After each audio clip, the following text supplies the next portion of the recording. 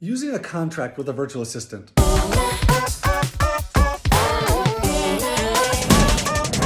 So should you use a contract when you hire a virtual assistant? This completely depends on you and your comfort levels. Sometimes I do and sometimes I don't. And it kind of depends on how I feel about the person as I've recruited them. So generally, here's a couple things to consider. Number one, are you going to enforce that contract?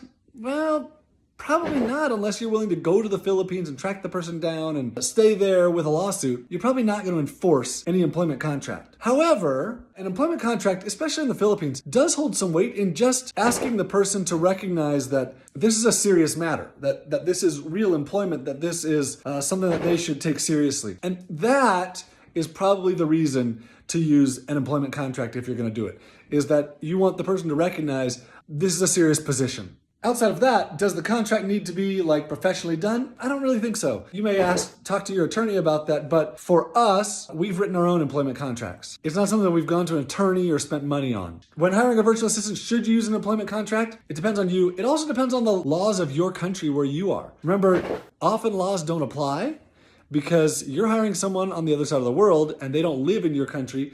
So you're not necessarily held to the standards of your country's laws because this isn't a normal employment situation, but that may be different in your country. In the United States, an employment contract is definitely not required.